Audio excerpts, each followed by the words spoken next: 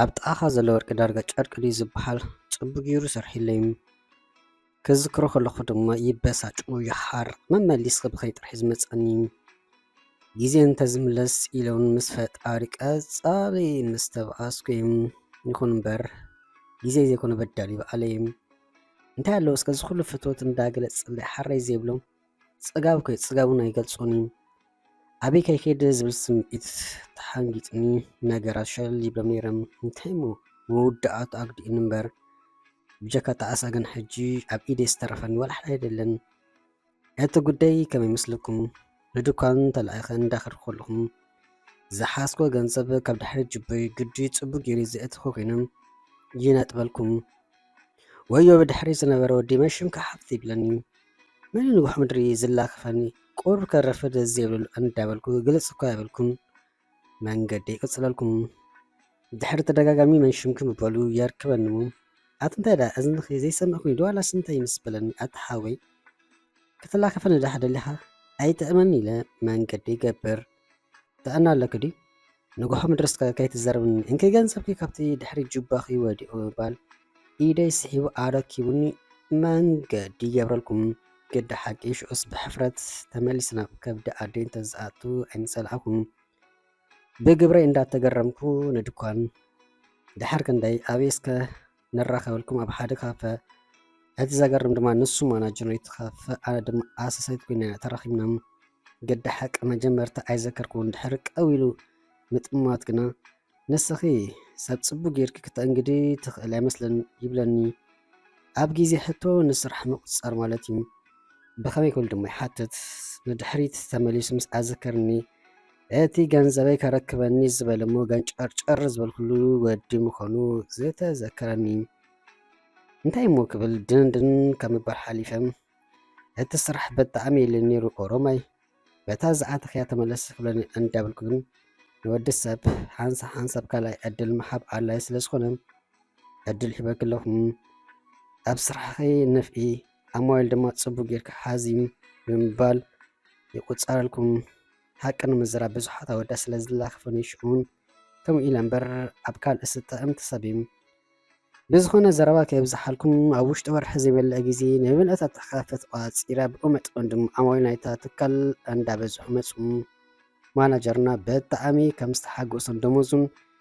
ከም ዝውስኽለይ ቃል ኣትዩለይ ኪኖት ደሞዝ ግና ምሳይ ክዕልለ ዝብሕጎ ግዜ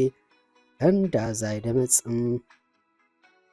ኣነ ግን ብጀካ ስራሐይ ክገብር እምበር ኣብ ካልእ ቦታ ምስኡ ተራኺብካ ሻሂ ምስታይ ፍቃድኒ ነበርኩን ተደጋጋሚ ሕቶ ግና ምቕረቡ ኣይቋረፀን ብሰንኪ ዝሕቶ ስራሕ ክገድፎ ክንደይ ግዜ ዘይተደራደርኩ ግን ግድን ድማ ክሰርሕ ስለ ዝነበረን ምፅማሚ መሪፅም ካባይ ብሓይሊ ዝኾነ ዝደለየ ነገር ከምዚ ነበረ ግና ከነፅረልኩም ይደሊ በምኻ ፍቃድኛ ድኺ ወፂና ኣብ ደስ ዝበለክ ቦታ ክንዕልል ይብለኒ ኣይኮን ምስ ዝብሎም ብጀካ ሓራይ ካልእ ኣይብልን እዩ ክሰጉ ክድዎ ካልእ ምፍርሑን ኣይጠቀምን እዩ ብውህዱ ንሽዱሽተ ወርሒ ሓቲት ንኸውን እዩ መልሰይ ድማ ዘይትቅየር ንፅርቲ ነይራ ኣይክኸውን እዩ ሓደ መዓልቲ ግና እንታይ ከም ዝሓሰብኩም ሓራይ ብሎሞ ኣብ ካልእ ካፍ ኣቲና ንዕለል ኣብ መንጎ ዕላልና ብጣዕሚ ከም ዝፈትወኒ ነግረኒ ካብ ምፍታሕ ሓሊፉ ንፍቅሪ ጥራሕ ዘይኮነስ ንቁም ነገር ሓዳር ከም ዝምነኒ ስለ ዘረባ ዘይኮነ ናይ ብልቢ ምዃኑ ደጊሙ ደጋጊሙ ይነግረኒ ኣንስኻን ብጀካ ስራሕ ካልእ ዘራኽብ ስለ ዘይብልና ዳጊምካ ነዚ ሕቶ ከይተልዕልል ኖ ትብል እንትኾንካ ድማ ስራሕ ክገድፎ ይብሎም ምርጫኺ ምርጫ እዩ ስራሕ ናተይ ሕቶ ፈላሊ ክረኣዩ ንሕቶይ ምስ ስራሕ ኣይተተሓዝዩ ኣብ ስራሕከ ዝኾነ ፀቕጢ ክገብረልኪ ኣይደለኒ ስለዚ ኣይትሰከፊ ሕቶ ፍቅረይ ድማ ቀሲል ክሕሰብሉ ኣይከጨንቐክኒ ኢሉ ሕሳብ ከፊሉ ገዲፉ ንወፅም ኣነ ግን ኣይተሰኣኹን ምስ ነብሰይ ዘተኹ ኣሰላስልኩ ግን መልሲ ስለ ዘይረኸብኩም ብዘይፈረ ወፃኹም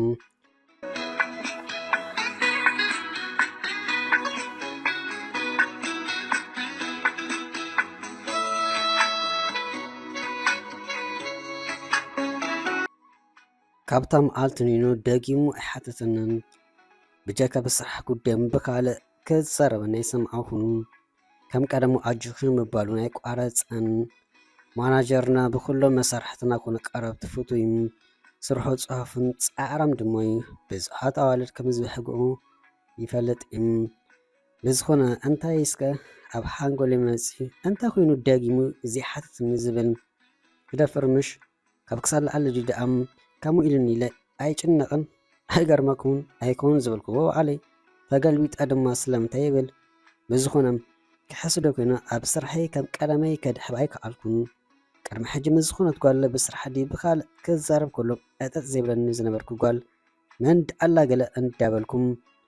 ኣብ ሓሳብ እታኮነም ካፕችኖ ዝኣዘን እሞ ሻሒ እስካ ምካድ ልሙድ ዘርኢኩንም ምስ በዝሖ ክዛረበኒ ግድን ስለ ዝኾኑ ሂዳ እቲ ኩሉ መንፋዓትክን ንቕሓትክን እንታይ ውሓጡ ይርዳእክ ደሎ ተደጋጋሚ ጠርዓናት ይቀርበልኪ ከም ዘሎም ፀጋም ኣሎ ዲ ወይ ብገዛ ዲ ብካልእ ዘሸገረክ ነገር ተሎ ንገርና እሞ ክንፈትሓልኪ ምስ በለኒ ዋላ ሓደ ከምዚ የለ ኣበርቲኤ ክሰርሕ ምዃኑ ነጊረ ጥራይ ካብ ቤት ፅሕፈት ዝወፃኹም ይኹን እምበር ክገደን እምበር ክእረሰ ይትርአኹም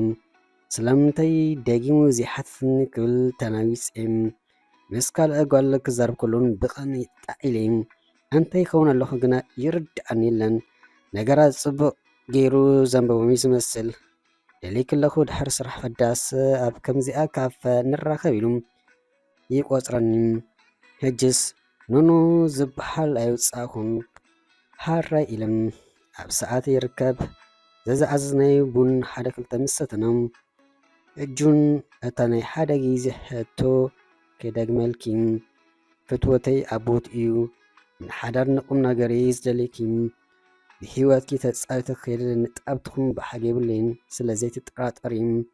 ምስ ብዙሓት ኣዋልድ ናይ ምርኻብ ዕድል ከም ዘለን ትፈልጥ ኢኺም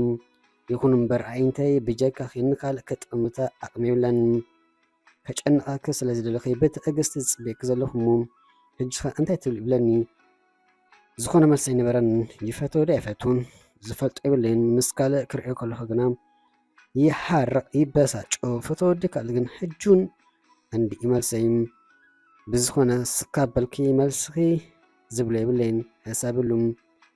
ኣነ ዝሕባእ ዝኾነ ሂወት የብለይን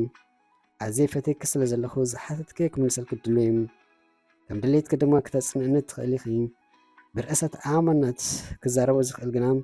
ናተይ ምስ ትኾኒ ንሓዋሩ ቃሲንኪ ከም ትነብሪ ሕጁን ገዲፉ ንወፅም ብጭንቀት ተወጢረ ንገዛ ኣበልኩን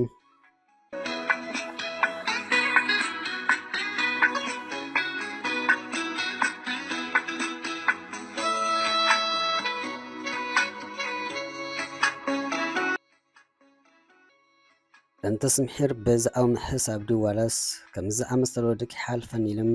ኣይፈለጥኩም ብጣዕሚ ከም ዝፈትኹ ክፍለጠን ጀመረም ሽሕ ግዜ ይፍትዎ እምበር ፈቲኒ ኣበይ ከይከይድ ስለ ዝበልኩ ገጽከ ወግና ይመረፅኩን ብተደጋጋሚ ሓተተኒ ነገሩ ዳርጋ ምሳኻ ዘሎ ወርቂ ገይሮም ሃንሳብ ልቡ ንኣይ ስለ ዝሓበ ናበይ እሞ ከብሊ ስለ ዝበልኩም ምስ ፍትወተይ ከለኹ ይኩዓሉ ነበርኩም ንሰርሐተይ ከይተርፋ ነገራት ኣስተብሒለን ኣቲ ዝወዲ ክሓልፈኪ እንዳበላም ምክረን ለጊሰናለይ ኣነ ግን እንታይ ኣንዚኑ ወይ ከም ተደጋጋሚ ሕቶ ሸለል ጋበዝኩም ግዲ ጓል ናይ ብሓቂ ኣይትፈትወንን እያ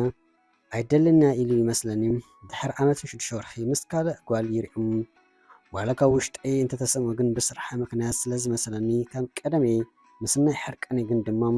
ሓድሽ ነገር ዝተፈጠረ ዘሎ ስለዘይመሰለኒ ሸለል ዝገበዝኩም እንታይ ሞ ኣብስ መሳርሕተይ ብዛዕቦም ክዛረባ እንዶ ሰምዓኹም ሕፀይ ምዃኑ ምስ ሰምዓኹም ዕለት እዩ ርእሰይ ጫረብረው ኢሉኒ ቅድሚ ኣብ ቅድመ ሰብ ምውዳቐይ ብዝተኻኣለን መጠን ናብ ሸዓብ ብምምራሕ ነብሰይ ከረጋግዕ ፈተንኩም የንበይን ጨጓራይ ተላሓፀ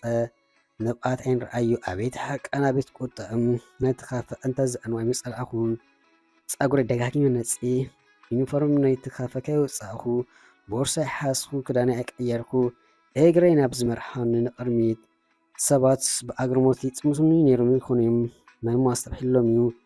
ኣፍ ልበይ ብንብኣት ጠልቂ እዩ ጨጉረይ ፋሕበትን ኢሉ ዝረግፆ ይኹን ዝስግሙ ይፈልጥ ኣይነበርኩን ብርቱ ጥሩምባ መኪና ግና ብስምባለ ናብ ወነይ መለሰኒ ኣቲ ጣይቲ ደኺ መኪና እንዳረኣኸሲ ኣብ ማእኸል ፅርግያ ተኣትዊ ናይቲ ዓባይ መኪና ኣውቶቡስ ይዛረብ ዘሎም ሓሲቦ እዩ ብሸበርበር ፅርግያ ሰጊረም ኣብ ናይ ኣውቶቡስ መፀበይ ኮፍ በልኩ ግን ንሓንቲ ሰከንድ ተስኤ መንገዲ ቀጸልኩ ብግብረይ ደጋጊመ ተጣኣስኩም እሺ ነዲ ጽጋብ ድንቁርና እሞ ከዓ ምስ ፍትወተይ ከለኹ ነዚ ዝኣመሰለ ሰብ መክሰሪ ንነብሰይ ረገምኩ ኣብ ከቢድ ጣዕሳ ተሸይመ ምስ ዕድለይ እንዳሟረርኩ ይነብር ኣለኹ።